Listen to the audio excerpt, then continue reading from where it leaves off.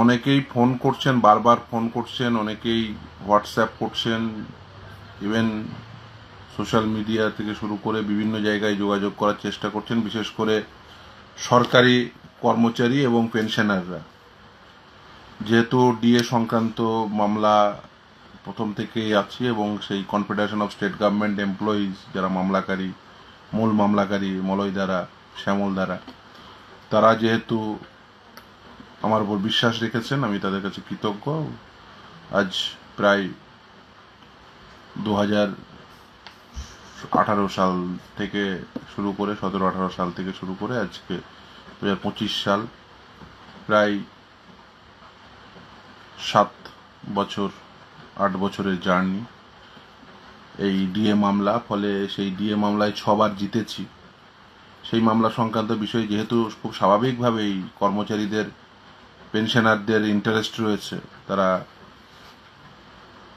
উদ্বিগ্নতার সঙ্গে বিভিন্ন সময় ফোন করেন। কিন্তু এই আমাদের পাড়া আমাদের সমাধান এই প্রকল্প গ্রহণ করার পরে ফোনের সংখ্যা খুব স্বাভাবিকভাবেই বেড়েছে।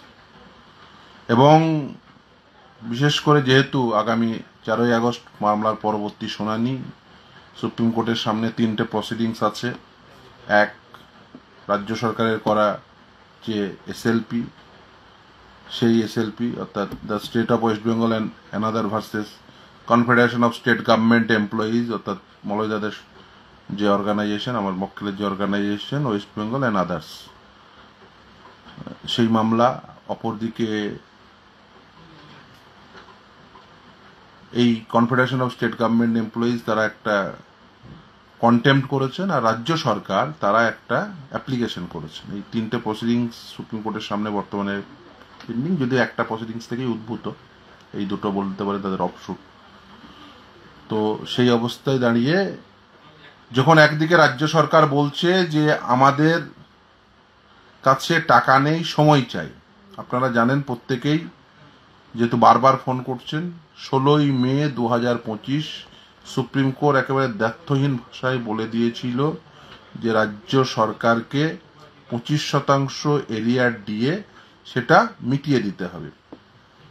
তারপরে তারা খুব স্বাভাবিকভাবেই সেই সময়কালের মধ্যে মেটায়নি, তার কারণ এর তো ইচ্ছা নেই।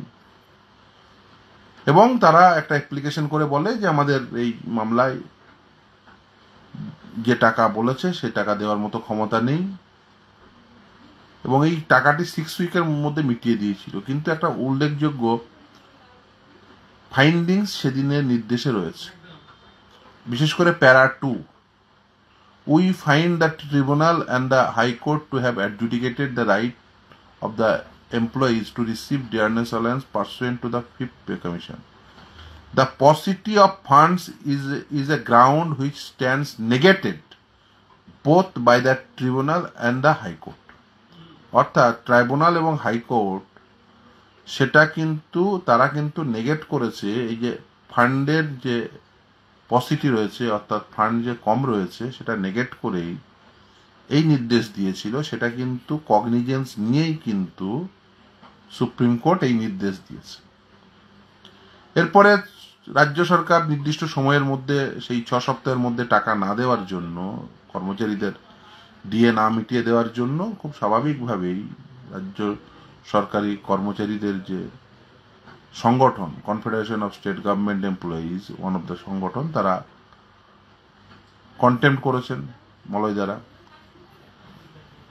রাজ্য সরকার সে মিসলিনিয়াস অ্যাপ্লিকেশন করেছেন, বলছেন এই টাকা দেওয়ার মতো ক্ষমতা নেই, তার কারণ মাইনের টাকা, পেনশনের টাকা এবং যে ঋণের যে ইন্টারেস্ট হয় সেই টাকা মিটিয়ে দিতেই তাদের নাকি সব টাকা চলে যায়। সব টাকা শুধু চলে যায় না, 100 টাকা আয় হলে 130 টাকা চলে যায়। মানে এই 3টে হেডেই 1 টাকা আয় হলে 1 টাকা 30 পয়সায় চলে যায়। 1.3 টাইমস নাকি তাদের খরচা হয়ে যায় 3টে হেডে। তারপরেই তো কর্মচারীদের এই বেতনের বাইরে, পেনশনের বাইরে, সুদ দেওয়ার বাইরে, মানে ঋণের সুদ দেওয়ার বাইরে বিভিন্ন, ধরুন পঞ্চায়েত রয়েছে, মিউনিসিপ্যালিটি রয়েছে, কর্পোরেশন রয়েছে, এডেড স্কুলগুলো রয়েছে, তার ইনফ্রাস্ট্রাকচার ডেভেলপমেন্টের প্রশ্ন রয়েছে। সেগুলোর টাকা নাকি সংগ্রহ করতে খুব অসুবিধা হয়। এই কথা বলার পরে এখন হঠাৎ করে বলছে ভোটের আগে আমাদের পাড়া আমাদের সমাধান প্রকল্পে নাকি 8,000 কোটি টাকা রাজ্য সরকার ব্যয় করবে। প্রথম প্রশ্ন, পাবেন কোথায়? আপনি দুদিন আগেই তো বললেন আমার টাকা নেই, 6 মাস সময় দিতে হবে, অ্যাপ্লিকেশন করে বললেন ডিএ মামলায়। আর আজকে বলছেন, এখন বলছেন আমাদের পাড়া আমাদের সমাধান, 3টে বুথ নিয়ে সমাধান করবেন, বুথ পিছু 10 লক্ষ টাকা করে দেবেন। ভোটের আগে কি টাকা মানে বুথ খরচ পাঠাচ্ছেন নাকি? বলছেন লোকাল যেসব সমস্যা রয়েছে, জল, একটা বিদ্যুতের পোল, এইসব নাকি লাগানোর জন্যই টাকা। মেকানিজম কি হবে, কোন মাধ্যম দিয়ে যাবে? একদিকে বলছেন কর্মচারীদের ডিএ দেওয়ার মতো উপযুক্ত ফান্ড নেই, আবার বলছেন আমাদের পাড়া আমাদের সমাধান প্রকল্পে 8,000 কোটি টাকা ব্যয় করব। তাহলে দুটোর মধ্যে একটা সত্য হবে, দুটো তো একসঙ্গে সত্য হতে পারে না। টাকা নেই, আবার বলছেন 8,000 কোটি টাকা খরচা করব। 25% এরিয়ার দিয়ে দিতে গেলে আপনাদের যা হিসাব, সেই হিসাব মোতাবেক 10,000 কোটি টাকা খরচা হবে। 8,000 কোটি টাকা কোথা থেকে আসছে? দুটো একসঙ্গে সত্য হতে পারে না। আসলে সরকারটা মিথ্যাচার করছেন। আর অনেকেই উদ্বিগ্ন এই কারণেই ফোন করছেন, খুব স্বাভাবিক। আপনারা এই প্রকল্প ঘোষণা করার পরে বিশেষ করে সরকারি কর্মচারীর থেকে বেশি পেনশনাররা, যারা পেনশনভোগী, তারা খুব স্বল্প পরিমাণ পেনশন পান। 10,000 টাকা মাত্র, 12,000 টাকা, 13,000 টাকা, 14,000 টাকা পেনশন পান। ওষুধের খরচ পর্বত প্রমাণ। মাসে 6,000 টাকা ওষুধ লাগে, 7,000 টাকা ওষুধ লাগে, 9,000 টাকা ওষুধ লাগে। আমাকে আজকেই একজন বয়স্ক মানুষ, তিনি বলছেন যে আমার বাবা এত টাকা প্রতি মাসে ওষুধ লাগে, পাবো কোথায়?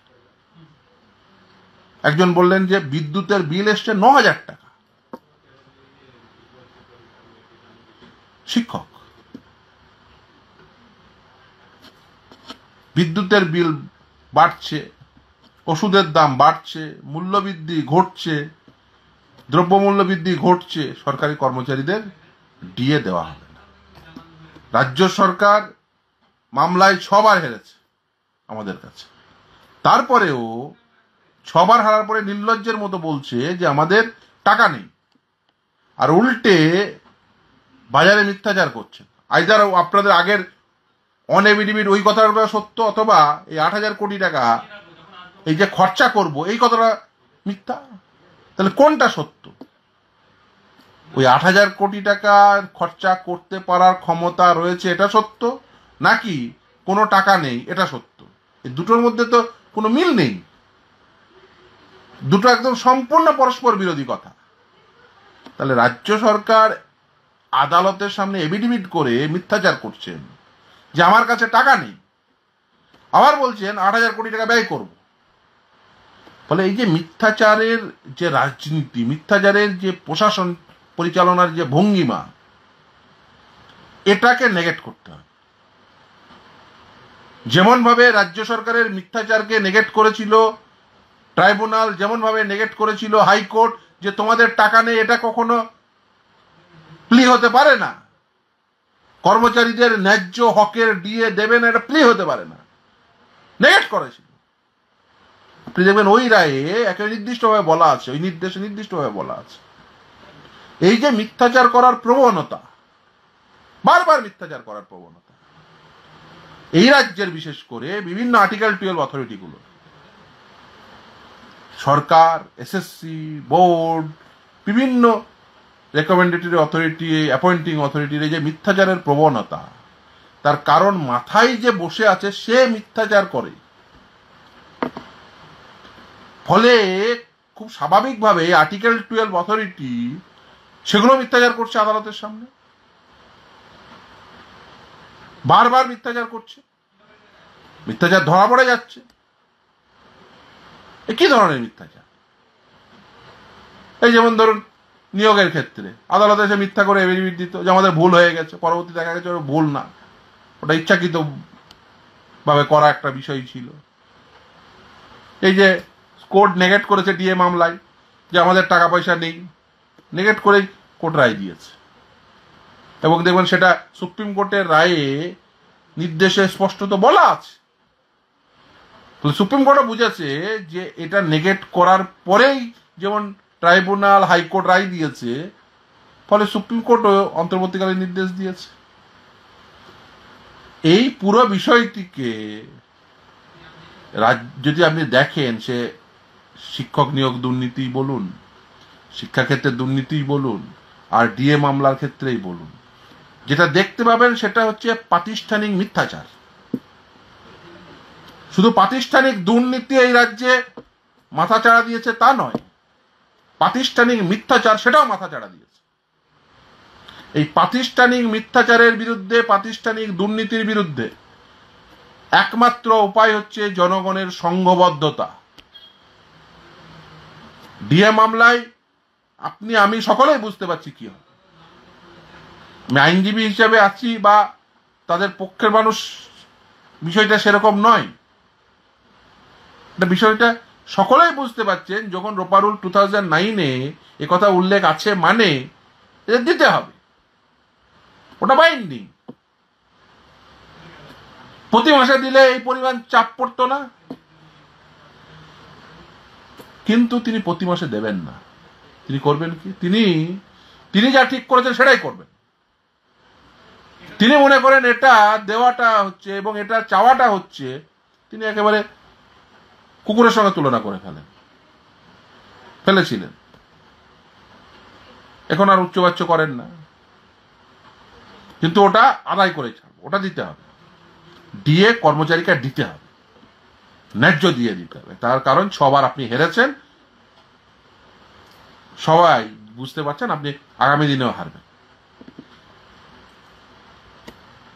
কিন্তু এই যে প্রাতিষ্ঠানিকভাবে মিথ্যাচার করছেন, প্রতিষ্ঠানগুলোকে হেয় প্রতিপন্ন করছেন, প্রাতিষ্ঠানিক দুর্নীতি করছেন, বিষয়টা ডিএ মামলা বা বিষয়টা এসএসসি বা প্রাইমারি মামলা বা আর 5টা মামলার বিষয় না। সাংবিধানিকভাবে তৈরি প্রতিষ্ঠানগুলোকে যেভাবে দুর্নীতির সঙ্গে যুক্ত করে দিচ্ছেন, যেভাবে তাদের মিথ্যাচারের সঙ্গে যুক্ত করে দিচ্ছেন, এতে প্রাতিষ্ঠানিক যে তার যে মর্যাদা, জনমানসে তার যে প্রভাব, গণতন্ত্রকে একেবারে শক্তিশালী জায়গায় পৌঁছে দেওয়ার জন্য এই প্রতিষ্ঠানগুলোর যে অবদান, সেগুলোকে খর্ব করা হচ্ছে।